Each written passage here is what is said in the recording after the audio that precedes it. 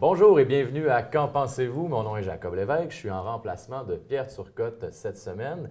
Qu'en pensez-vous? Vous le savez, c'est une émission d'actualité régionale, nationale et internationale où on fait l'analyse politique. Et heureusement, je ne suis pas tout seul, je suis avec Jules Simard. Je suis content d'être avec toi aujourd'hui. Bonjour, ça va bien? Oui, ça va très bien, merci. Ça va être agréable d'avoir une autre façon, fort probablement, de présenter ou d'analyser l'actualité avec toi. On va voir ça. Et on commence ça avec les actualités régionales. Un fait d'actualité qu'on a entendu beaucoup parler, le kiosque de l'Auto-Québec de Dolbeau-Mistassini.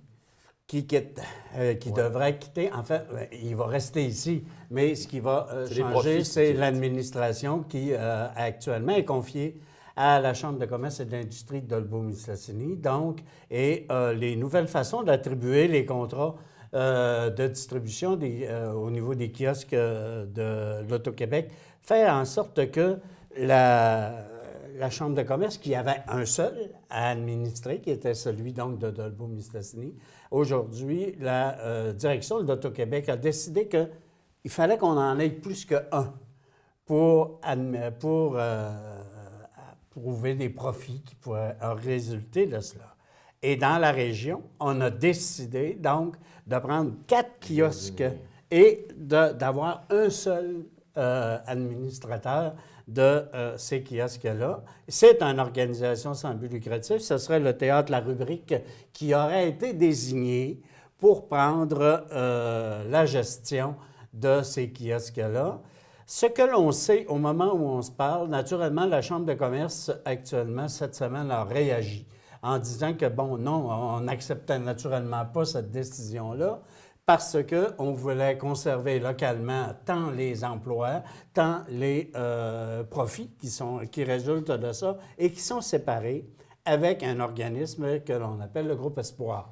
Ça représente combien? Ça représente à peu près 5 000 annuellement. Donc, c'est 50 des profits. Donc, il y a 5 000 qui demeurait à la Chambre de commerce et d'industrie de Dolbeau-Mistassini et 5 000 qui allaient au Groupe Espoir. Alors, qu'est-ce que ça l'amène maintenant? C'est que les profits, les emplois vont demeurer, le kiosque va demeurer, mais les profits iraient donc au Théâtre La Rubrique qui se doit d'accepter la proposition de l'Auto-Québec. Actuellement, au moment où on se parle, le Théâtre La Rubrique n'aurait pas encore dit oui à cette décision-là, donc à accepter la décision. Il ne faut pas oublier que pour le Théâtre de la Rubrique, ça veut dire la chose suivante. À partir de Chicoutimi, il faut qu'ils administrent 4 kiosques, dont un ici à Dolbeau-Mistassini. Alors, tu comprends, si j'ai besoin de faire de la gestion et que je pars de Chicoutimi ou encore de Saguenay maintenant,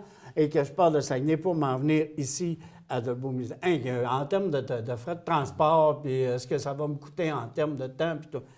Oui, parce que les kiosques, il ne restera plus rien. Les 4 kiosques sont dans la région. Du Saguenay. Okay, exact. Alors, tu comprends que ça représente pour... alors, est-ce que le Théâtre La Rubrique va accepter de se dire, bon, bien écoute, on ne fera pas grand profit, puis on garde la chose?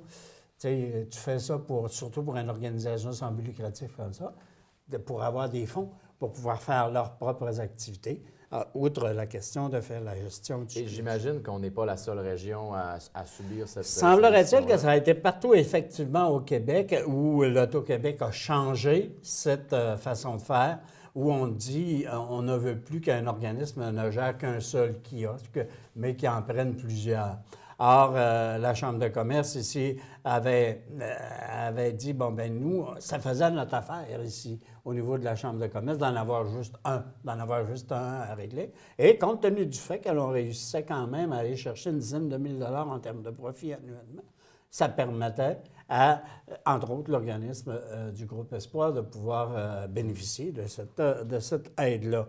Et autre point important là-dessus, c'est que ça donne au kiosque de l'Auto-Québec, donc ça donne à cette chose-là des emplois qui sont locaux, il y a des retombées locales qui viennent, outre le fait d'avoir gagné. Tu sais, on ne gagne pas tous les semaines, là, l'Auto-Québec. Il n'y a pas toujours des gagnants à toutes les semaines d'un certain montant. Alors, ça permettait d'avoir, qu'on le veuille ou non, un retour dans le milieu. On ne doit pas être les seuls à crier. Est-ce qu'on a entendu au moment où on se parle, il y a celui-là de la Chambre de commerce qui est allé chercher des appuis, donc tant au niveau de la MRC, au niveau de la ville de Dolbeau-Mistassini, qui dénonce et appuie donc pour que la décision soit changée pour le secteur de Dolbeau-Mistassini. Il y a eu aussi, on a fait courir les appuits politiques qui représentent quand même, qu'on le veuille ou non, ici, qui est quand même le premier ministre, hein, qui peut faire aider et influencer la décision là-dessus. Je sais que des rencontres doivent se tenir avec le premier ministre, effectivement, sur la question pour essayer de faire changer la décision. Fait à retenir, c'est au début du mois de mars, donc le 31 mars, on devrait avoir terminé la gestion actuelle par la Chambre de commerce et d'industrie. Au début du mois de mars, la transition devrait se faire avec le nouveau gestionnaire là, qui serait, si ce n'est pas le théâtre de la rubrique, il va falloir qu'il refasse autre chose. Donc, c'est pour ça qu'on est en attente. On n'a pas l'espoir que la décision soit changée en même à Dolbeau-Mistassini. Pour Dolbeau-Mistassini, on me soulignait qu'il y avait de l'espoir que ça puisse se faire et ça permettrait donc de pouvoir maintenir localement et ses emplois et surtout les retombées qui vont pour un organisme en éducation. Donc, c'est à suivre. On va sûrement en reparler à Qu'en pensez-vous à ce moment-là? On devra fort probablement, oui, en reparler et ou à la rigueur, on va certainement en parler dans ma nouvelle émission. Ben oui, parce que tu as un bulletin hebdomadaire maintenant à la télé locale. C'est ça. On va être en mesure de pouvoir certainement le suivre. Donc, à suivre. Et prochaine nouvelle, prochaine actualité dont on va parler, la MRC qui est en mission à Shawinigan, mais qui est allée faire une visite à Shawinigan. D'une forme d'école entrepreneuriale à Shawinigan. Il y avait des représentants tant politiques qu'économiques de toute la MRC et les maires de la MRC qui se sont présentés à cette rencontre-là. C'est, en fait, par rapport au moment de diffusion, ça va faire à peu près 2 semaines où cela s'est produit. Ça a permis, de voir en opération un type d'école de cette nature-là qui pourrait être et que l'on veut implanter dans les anciens locaux du Juvénat Saint-Jean, ici à Dolbeau-Mistassini. Alors, ça serait fort probablement une activité où on nous dit que des décisions définitives devraient se prendre au cours du mois de février. Alors, on devrait connaître en février quelle pourrait être l'allure d'une première école entrepreneuriale qui pourrait s'inscrire à l'intérieur de l'ancien Juvénat, donc de ce bâtiment-là.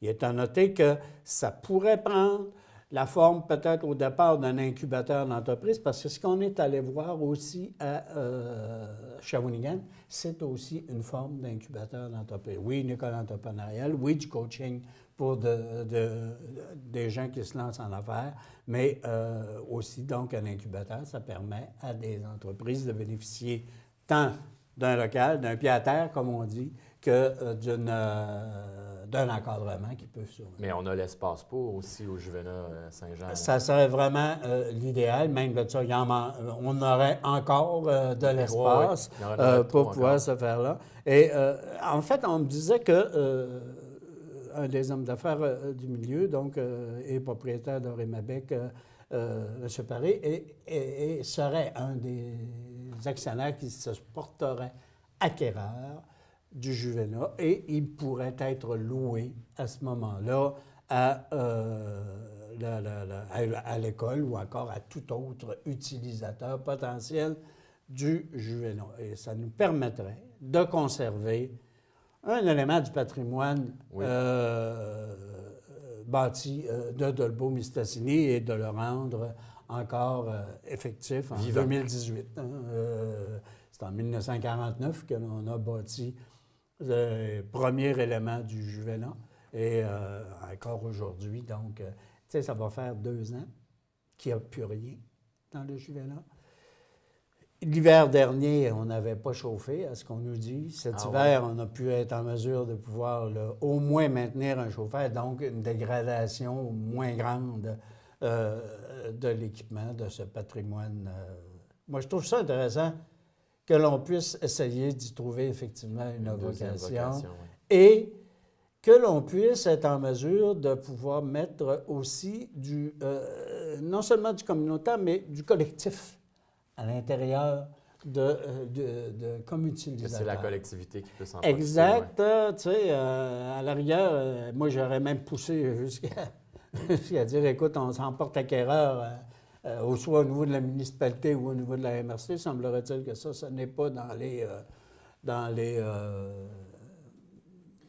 cartons, dans les plans. Ouais, mais à ce moment-là, la Ville et la MRC se sont rendus à Shawinigan. Quelle implication ils vont y avoir dans ce projet-là?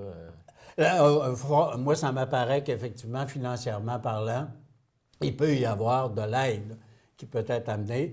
Il y a de l'aide financière qui peut être amenée à la tenue de ces organismes-là. Mais surtout, ça représente un poids politique. Tu comprends? Je veux dire, quand les hommes, les femmes d'affaires, de même que les élus municipaux, se disent, écoutez, nous, on croit que ce projet-là peut être important et que, tu vas de te dire qu'il va falloir qu'il y ait une aide gouvernementale qui origine à l'opération de ce genre d'école-là. Alors, ça permet d'avoir quand même un élément du poids politique lorsque tu fais une unanimité dans un milieu. Ça aide toujours plus pour faire passer tes choses au niveau politique. Alors, c'est dans ce sens-là que c'était important, ce déplacement d'individus. Et quelles retombées on peut avoir avec cette école-là ici? Bien, naturellement, outre le fait qu'on utilise un élément du patrimoine, c'est effectivement tout l'élément de la connaissance, de l'encadrement pour les jeunes ou même un entrepreneur qui se démarre.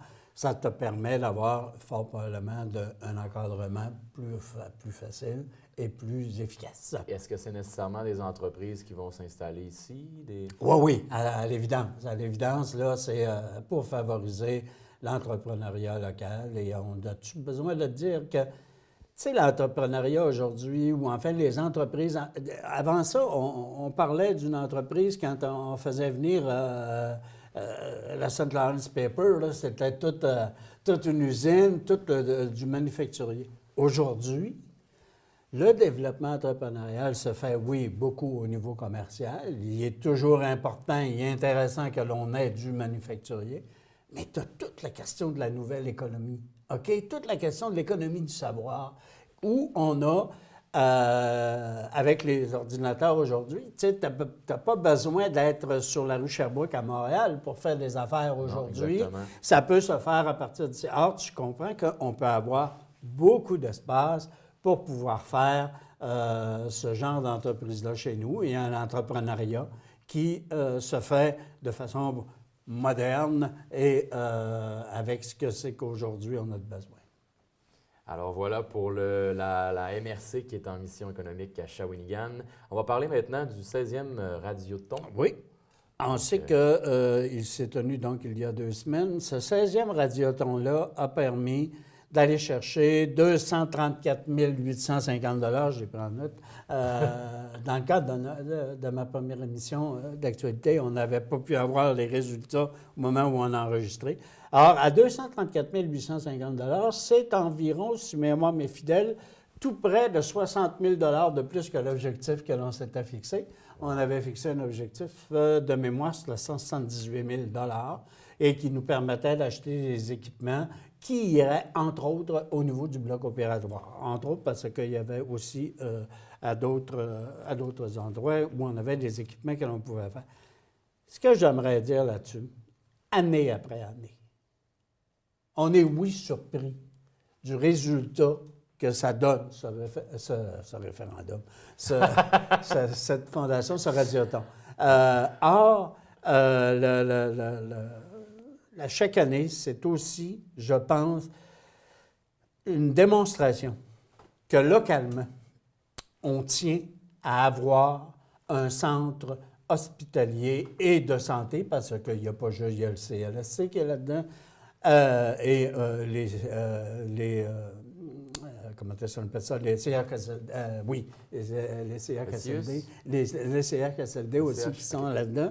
Or, ça permet à la population de démontrer, année après année, l'intérêt que l'on a à conserver et à améliorer ces services en y mettant un équipement à la fine pointe de l'actualité, non seulement de l'actualité, mais à la fine pointe de la technologie, pour permettre aux professionnels de la santé d'opérer une médecine moderne chez nous. Alors, c'est là-dessus, je pense qu'il faut souligner l'importance de ce mouvement-là. Et ça fait 16 ans que ça existe. Ça va faire plus de 30 ans parce que c'est en 1987, si mes mémoires m'est fidèle, 86 ou 87, que là, on a fondé la Fondation, que la Fondation a été mise sur pied. Et ça fait depuis 2002 que l'on a plus particulièrement le Radiaton, qui représente encore aujourd'hui la première source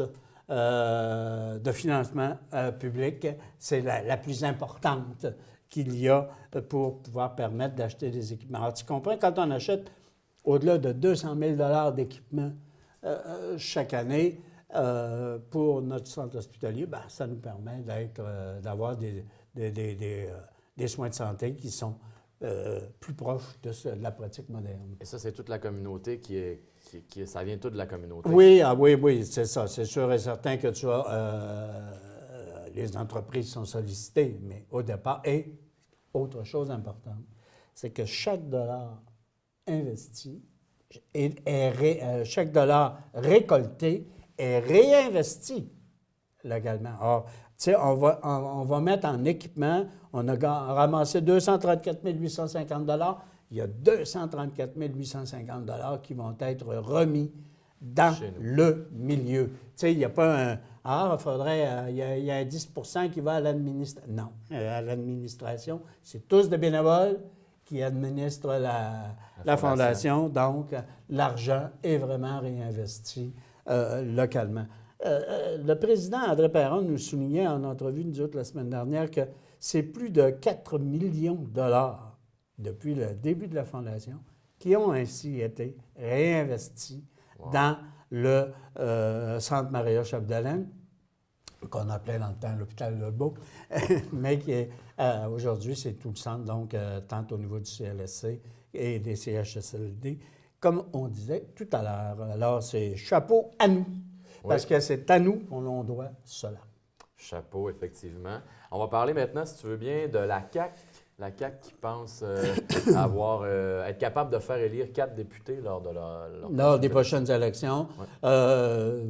J'aurais le goût de dire que tout le monde pense être capable de faire élire 4 députés aux prochaines élections dans la région. Oui, je dirais peut-être la chose suivante. Tu sais, en élection provinciale dans nos milieux à nous, oui, le parti est important, mais aussi le candidat ou la candidate. OK? Aujourd'hui, nous, on va prendre le comté Roberval comme exemple, oui, les 4 partis vont avoir, les 4 partis étant entendus, Québec solidaire, la CAQ, le Parti québécois et le Parti libéral, on prend les principaux, là, il y en a plus que ceux qui viennent, il y en a 16 inscrits auprès de... Mais il n'y en a pas 16 qui se présentent, nous, dans le comté. Ça va permettre à ces partis-là d'avoir à battre, qu'on le veuille ou non, le premier ministre du Québec. Peu importe ce qui va se passer au lendemain de l'élection. Est-ce que le Parti libéral va reconstituer le gouvernement? On ne le sait pas. On le sait qu'à le comté Roberval, on est des gens qui votons pour le pouvoir. Là, démêle-moi, Jules, tu dis le comté Roberval, ça c'est au provincial et le comté Roberval existe. Oui. C'est au fédéral qu'on dit le comté Lac-Saint-Jean. Okay. Exact. OK. Donc, dans Roberval, donc, on se... Alors, fort probablement que, tu sais, si on veut faire élire 4... Je suis la CAQ et je veux faire élire 4 députés, il va falloir que je batte le premier ministre du Québec, là, peu importe qui passe ou qui ne passe pas. Mm-hmm. C'est peut-être pas nécessairement évident, disons-le. Donc, Peut-être que, 3 sur 4, à ce moment-là, et 3 sur 4, ça pourrait s'appliquer aussi pour le Parti québécois. Et aussi pour le Parti libéral, de la façon suivante, c'est que le Parti libéral est actuellement 2 députés. Donc, sur les 4, on sait que dans Dubuc, c'est un libéral. On sait aussi que dans Roberval, c'est naturellement un libéral qui est au pouvoir. Alors, je reviens sur la question de l'électorat dans le comté Roberval. Dans le comté Roberval, on est ce que l'on appelle, dans le jargon journalistique, un comté baromètre. C'est-à-dire que si tu veux savoir c'est qui va constituer le prochain gouvernement, tu vas voir qu'est-ce qui se passe dans la campagne électorale de Roberval. Et si, dans Roberval, on semble vouloir voter, je ne sais pas moi, aux prochaines élections pour le Parti québécois, ou pour le CAQ, ou pour le Parti libéral, on peut s'attendre à ce que la majorité au niveau du Québec puisse être soit un ou l'autre.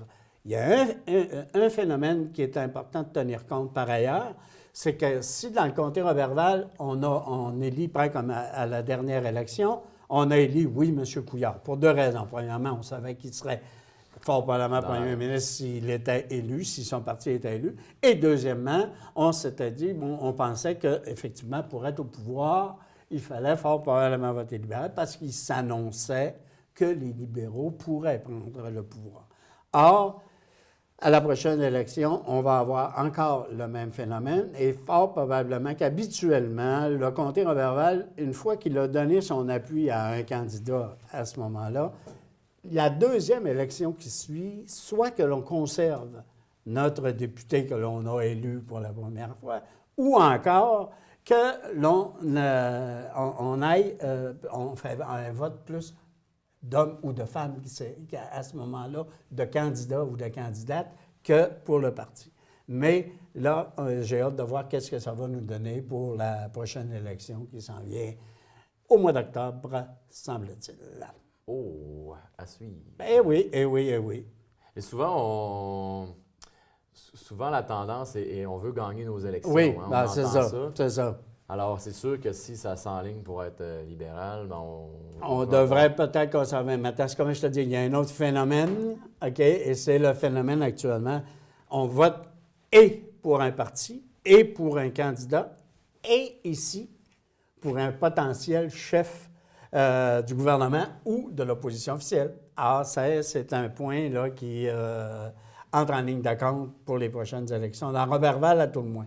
Dans les autres comtés, tu sais, dans Lac-Saint-Jean, on va avoir un nouveau candidat parce qu'il y a eu Alexandre Cloutier qui a annoncé qu'il ne se représenterait pas. Donc, il va y avoir un nouveau candidat pour le Parti québécois. Il va y avoir un nouveau candidat certainement pour la CAQ parce qu'ils n'ont pas de député, et au niveau du Parti libéral aussi. Donc, ça pourrait être intéressant de voir dans Lac-Saint-Jean, est-ce que le phénomène du départ d'Alexandre Cloutier va avoir un impact sur l'électorat? Ça va être à suivre là-dessus.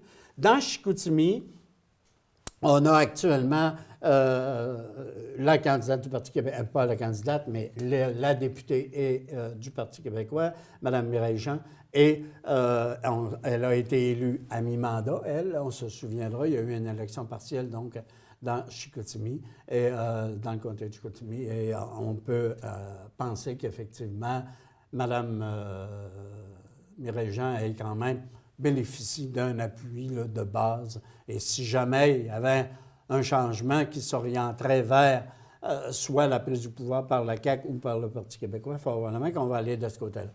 Dans Jonquière, le député Godreau a des bonnes chances d'être lui aussi réélu. Il est quand même très impliqué dans son milieu et ça peut être... Et il va y avoir une autre place où ça va être intéressant de suivre, ça va être dans Dubuc.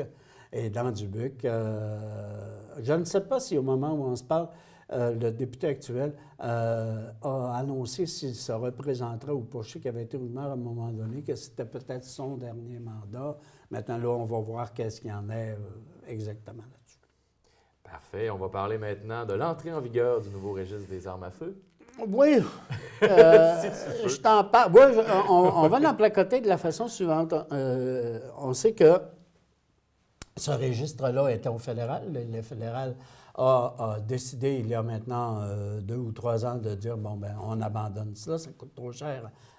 Et le Québec a rapatrié ce registre-là. Et là, quand on met de l'avant un nouveau registre, c'est donc à dire que tous les propriétaires d'armes, que ce soit d'armes de chasse, que ce soit d'armes de poing, de mitraillettes, de canons ou quoi que ce soit, que tu es obligé donc d'enregistrer toute arme à feu au Québec à ce registre-là.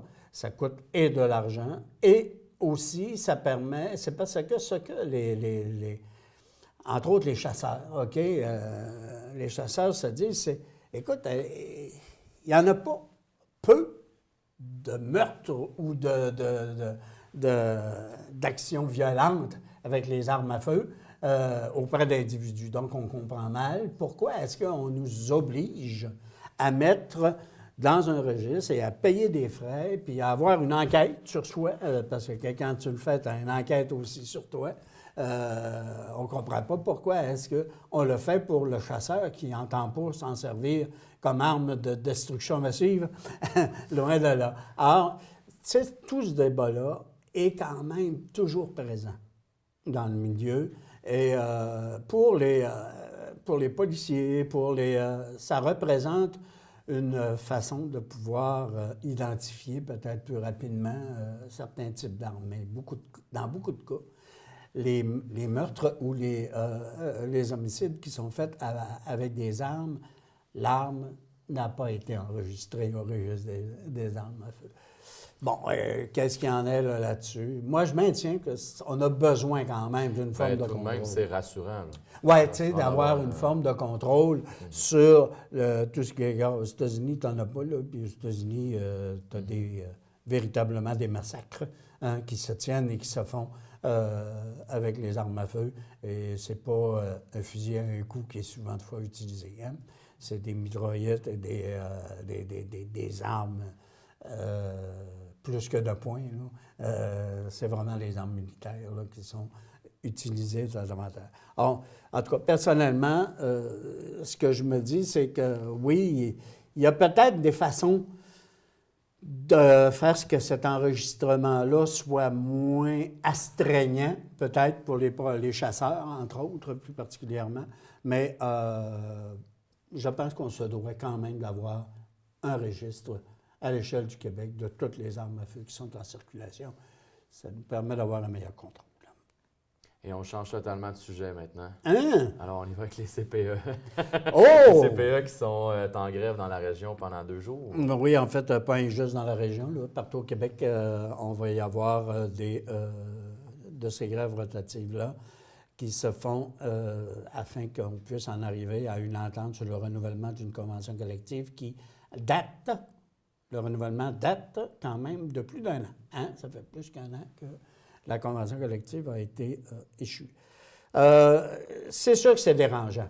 Hein? Je veux dire, si tu es habitué d'envoyer ton enfant le matin à 7h30 à la garderie et tu t'en vas travailler, pendant ces 2 jours-là, il va falloir que tu trouves une autre solution. Et tu vas vouloir aller travailler, alors tu vas faire peut-être appel davantage soit aux beaux-parents, aux mononcles, aux matantes ou aux gens qui ne sont pas au travail, justement, pour cette journée-là. Pour les travailleuses, parce que c'est en grande partie des travailleuses qui sont dans les garderies, c'est quand même important que l'on puisse être capable d'avoir un renouvellement. C'est pas juste salarialement parlant là, qu'il y a des contraintes ou des demandes dans le cadre de ce renouvellement de convention collective-là. Et c'est quand même important que l'on réussisse à s'entendre et que l'on puisse avoir. C'est sûr que l'impact monétaire est toujours important, immense. Et ça me fait penser que, tu vois, regarde, on va avoir 2 jours de grève donc la semaine prochaine. Il ne faut pas oublier qu'au niveau des CPE, on a eu, au cours des dernières années, des augmentations de base. Okay? Les garderies à 5 là, ça fait partie du passé, ça là.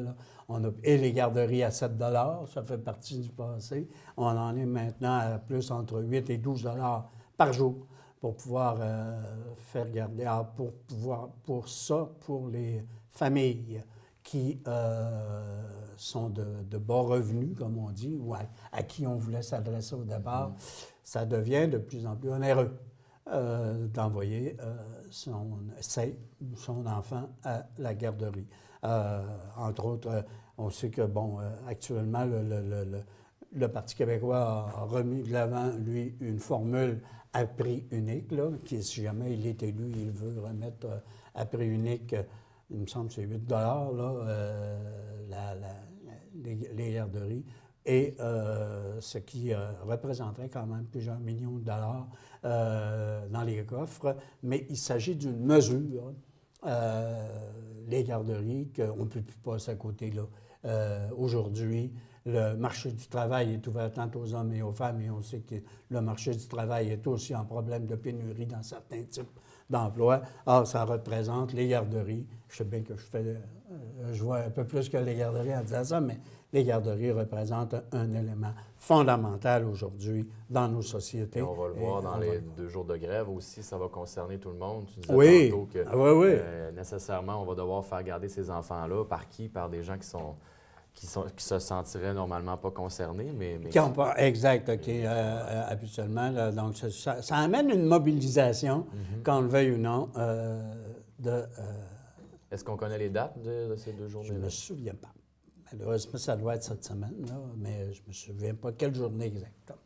Alors, on va parler maintenant de la création de l'Association des contribuables de Saguenay. Oui, en fait, je trouve ça important que l'on puisse regarder ça, même si ce n'est pas directement chez nous.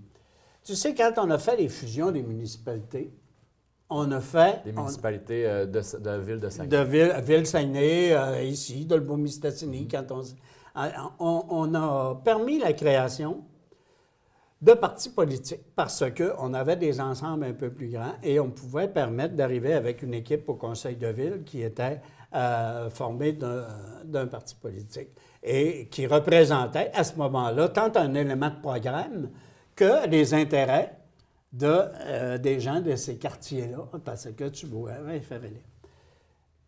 On a, à Saguenay, on sait qu'on vient de changer d'administration, donc on a un nouveau parti politique et un nouveau chef qui a pris le pouvoir à Saguenay.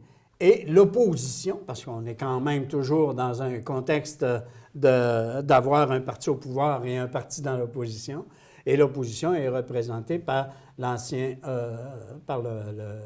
parti politique qui était dirigé dans le temps par M. Tremblay-Jean. OK? Or, ça, quand on en vient à créer une association de contribuables, on revient à la bonne vieille formule des comités de citoyens, OK, qui, au début des années 60, dans la ville de Québec, ont démarré.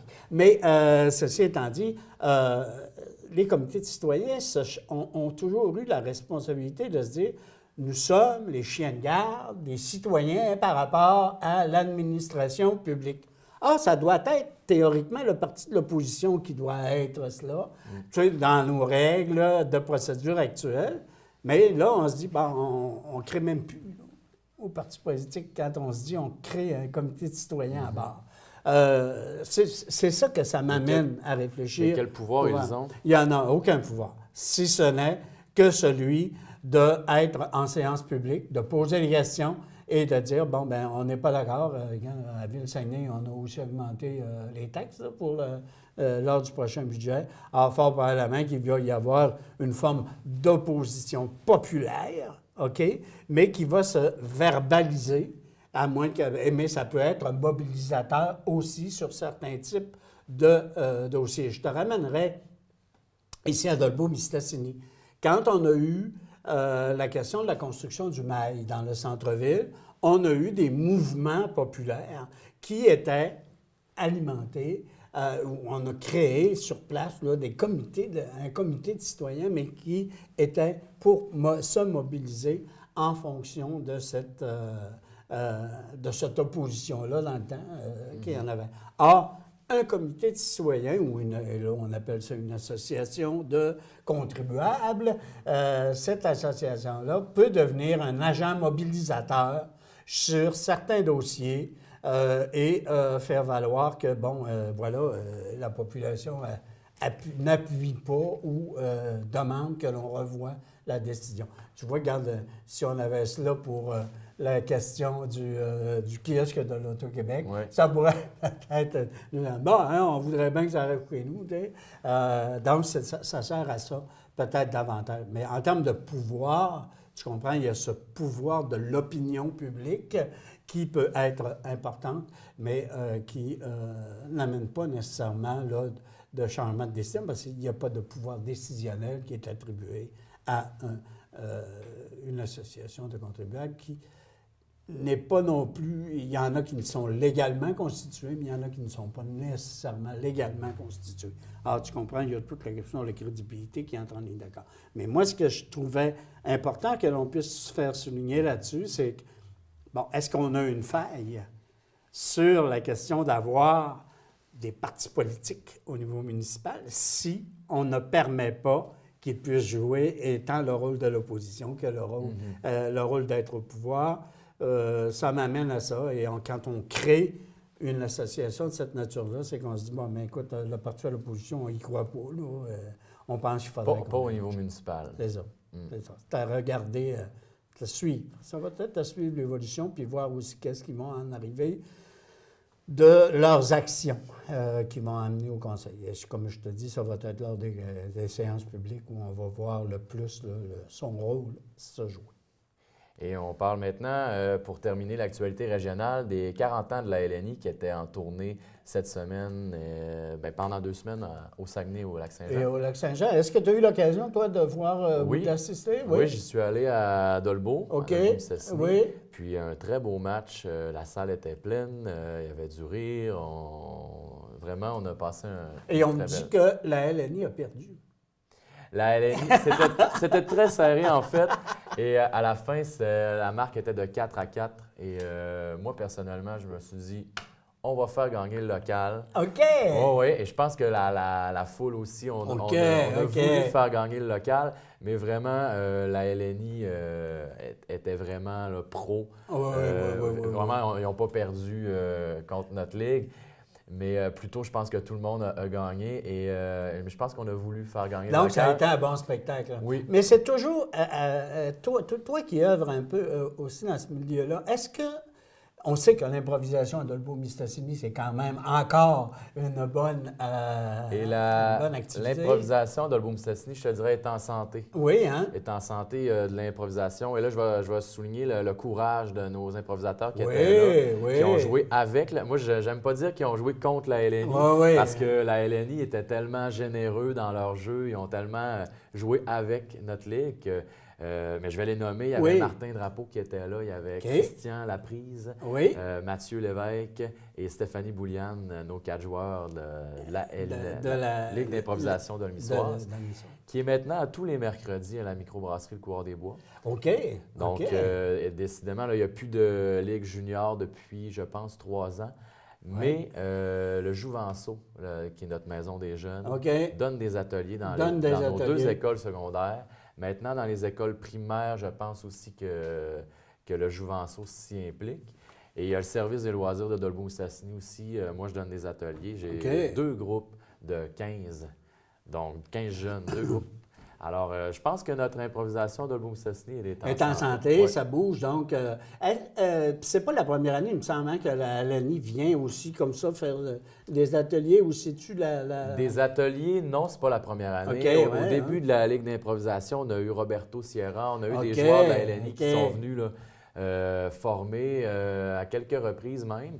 Mais donner un spectacle, moi, c'est la première fois là, que j'entends qu'il y avait un spectacle. Je ne sais pas si en 40 ans, ils ont déjà fait des tournées. Il y a des tournées. Mais là, spécialement pour leurs 40 ans, ils font une tournée. Ils font cette tournée-là de toutes les régions du Québec. Ah, bien, c'est bien. Et en fait, puis je suis heureux de voir que, tu sais, l'activité culturelle dans nos milieux, c'est important, que l'on y soit présent pour y assister, le financer et le fait de voir qu'on a autant de jeunes et autant d'adultes qui participent à ces activités-là, il faut qu'on soit présent et fiers de voir ce qui se passe dans notre milieu là-dessus. Et je te disais que les joueurs de la LNI étaient super généreux. En fait, ils ont offert 3 formations dans la ville pendant cette semaine-là parce qu'ils étaient à Saint-Prime, à Alma, à Robertval, je pense. OK. En tout cas, OK. ils étaient cette semaine au Lac-Saint-Jean. Donc, ils en ont profité pour donner des formations de jour. Donc, l'École secondaire des Chutes, leurs joueurs ont pu bénéficier d'une formation avec la joueuse Sophie Caron. OK. Ensuite, le Jouvenceau, en partenariat avec le théâtre Le Châssis, Oui. qui est un théâtre Oui. à Dolbeau qui ne produit plus, mais qui avait quand même des fonds, puis qui ont voulu l'offrir aux Jouvenceaux. Donc, ils ont suivi une formation avec... Non, c'est avec Sophie Caron. À Deschutes, OK. c'était François-Étienne Paré qui a donné une OK. formation. OK. Et la Ligue d'improvisation d'Olmissoise aussi a reçu une formation avec la joueuse Salomé Corbeau. Est-ce qu'il y avait le fameux arbitre Yvon Ponton qui était présent? Et non, il n'était pas là. Mais je pense qu'il il fait partie de la tournée, mais pas de la région du Saguenay-Lac-Saint-Jean. OK. Non, c'était Nicolas Sanson, si je me souviens bien. OK, qui était là. Qu'on voit à la télévision comme joueur d'improvisation. Là, on connaît son visage, mais non, c'était pas Yvan Ponton, malheureusement. Eh bien, c'est bien, c'est numéro 1. Oui. Super. On passe maintenant aux actualités nationales. Donc, la commémoration de la tuerie à la Grande Mosquée de Québec. Oui, bien en fait, on a passé quasiment toute la fin de semaine là-dessus. Il y a eu trois journées qui ont été attribuées à cela pour démontrer qu'effectivement, bon, c'est tout le débat, hein, du racisme et de l'islamophobie au Québec et au Canada qui est aussi en décor, si je peux m'exprimer là-dessus. Il y a un élément, oui, je pense qu'il fallait faire une forme de commémoration pour souligner que c'est des événements et des activités qu'on ne souhaite plus qu'ils se reproduisent et qu'on ne veut pas qu'ils se reproduisent. Et ça démontre aussi l'ouverture de toute la société québécoise à l'intégration des gens qui sont de toute origine et de toute religion. Et c'est dans ce sens-là qu'il faut le travailler et la solidarité doit s'effectuer là-dessus. Et tu l'apportes comme un point à travailler ou comme... un point toujours à travailler. Oui. Parce que toujours. Je ne crois pas que tout le monde ait cette ouverture. Bien, c'est pas un manque d'ouverture, je pense que c'est beaucoup de la peur. Un, et deux, une méconnaissance. Oui. Au départ, là, OK, on a une méconnaissance de l'ensemble de toutes ces religions ou ces us et coutumes aussi de gens qui sont entrés par l'immigration chez nous. Il faut reconnaître, je pense, que la diversité aujourd'hui est une valeur fondamentale au niveau de la société québécoise. Fini le temps où nous étions tous baptisés catholiques, français et travailleurs parce qu'on ne pouvait pas rentrer dans la gang des hommes et des femmes d'affaires parce qu'on n'avait pas beaucoup d'argent, on était le travailleur. C'est fini cette société-là là, du début des années 20, 1920, il y a maintenant 100 ans. Elle n'est plus là, cette société-là. On est une société qui se doit d'être plus ouverte. On est d'ailleurs plus ouvert, y compris même au niveau des valeurs. On a socialement des valeurs qui sont même plus, entre guillemets, libérales que les anglophones au pays à ce niveau-là. Alors, c'est pour ça que je te dis, oui, il y a toujours de l'ouvrage. Oui, il y aura toujours des gens qui critiqueront ou qui, par méconnaissance, souvent de fois, donc, de ces religions ou de ces comportements-là. On a eu le même type d'attitude lorsque l'on parle des Autochtones au Québec.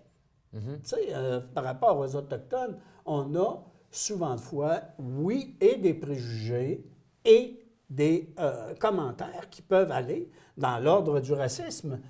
Mais c'est par souvent de fois une méconnaissance. Tu sais, tu peux avoir eu un individu que ton père ou que ta mère ou que ton grand-père a connu et qui était, bon, amérindien ou d'une autre religion et qui avait un tel type de comportement, mais un comportement d'individu.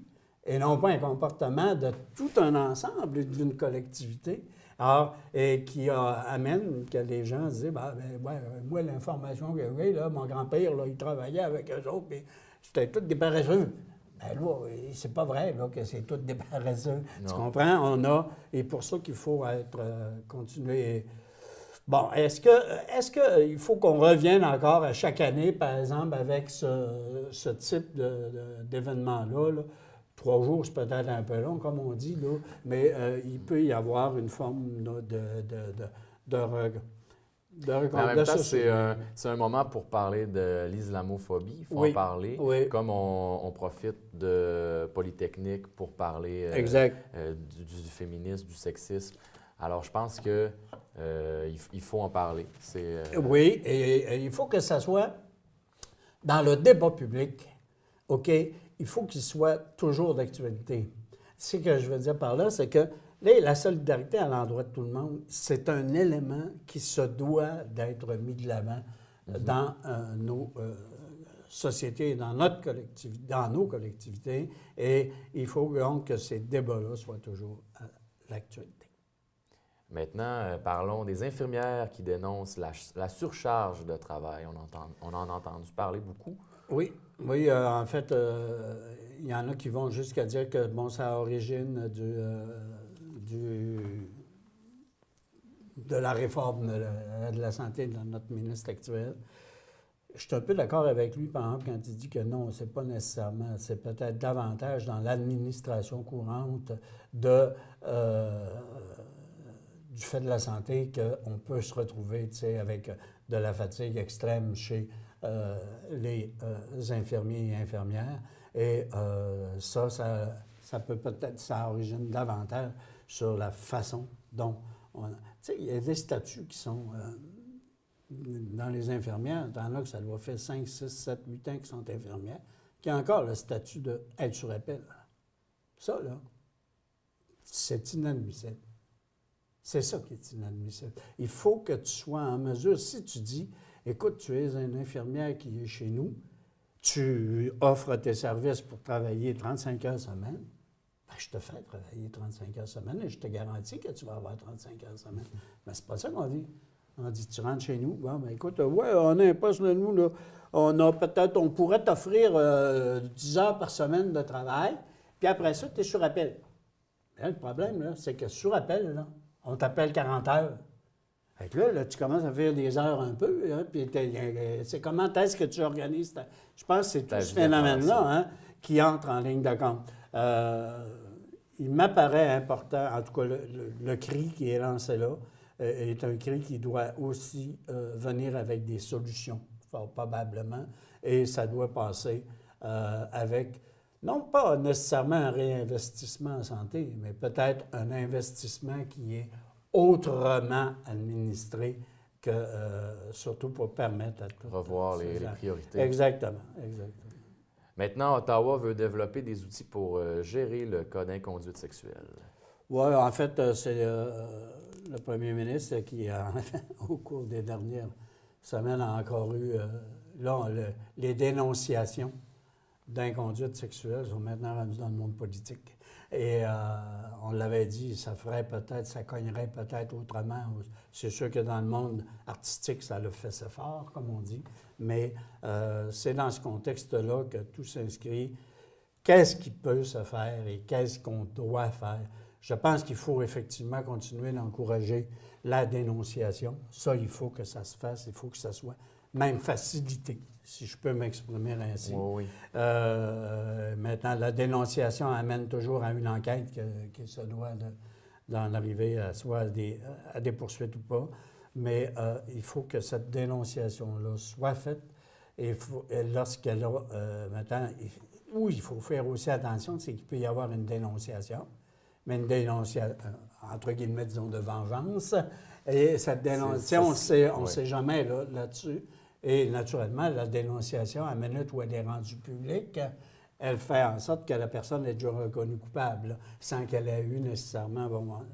je pense qu'il faut aussi regarder l'impact que ça a sur la vie de tout le monde. Là, c'est vraiment touché, ça.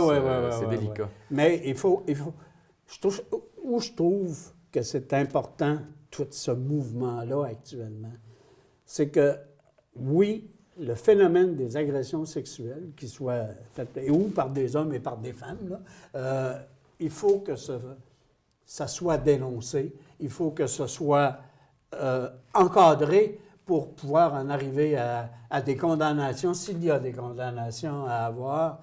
Et ça a au moins l'avantage de faire en sorte que, bon, on réfléchit là, à mettre en place certains types de moyens ou d'actions qui pourraient se faire, non pas pour contrer l'agression sexuelle, parce qu'il va toujours en avoir là-dessus, mais pour pouvoir faire en sorte qu'on puisse être capable d'en arriver à des pénalisations sur des individus qui pratiquent ces choses-là. Alors, au moins, ça me permet d'en arriver à mettre de l'avant certaines actions. Alors, on va parler maintenant de la négociation de l'ALENA. OK. Ouais, bien là, ça va. Cette semaine, ça a été plus ou moins bien. Là, on a vu quand même une forme, entre guillemets, d'ouverture de la part des États-Unis, d'essayer au moins de négocier. Comme disait Brian Mulroney la semaine dernière, lui, il croit que l'ALENA va pouvoir être sauvée, mais que ça ne se fera pas en une journée. OK, c'est donc à dire que les négociations peuvent peut-être être plus longues que nous croyons, mais tant qu'on ne saura pas de quelle façon ou sur quel pied exact danse l'administration Trump, ça peut peut-être être long. Et on parle maintenant du Conseil national du Parti québécois. Oui, juste un mot, c'est qu'en fin de semaine dernière, il y avait effectivement un Conseil national des présidents et présidentes du Parti québécois qui s'est tenu à Saint-Hyacinthe. Je veux juste indiquer que le Parti québécois en a profité pour orienter son alignement au niveau de la prochaine campagne électorale. Quand Jean-François Lisée avait été élu chef du Parti québécois, il disait l'importance, c'est de battre le gouvernement Couillard, de battre le gouvernement libéral. Mais une fois qu'on a dit ça, on n'a pas dit pourquoi est-ce que c'est qu'il faudrait voter pour le Parti québécois. Et là, le Parti québécois dit, écoutez, nous, là, ce qu'on dit, c'est, on veut un État fort.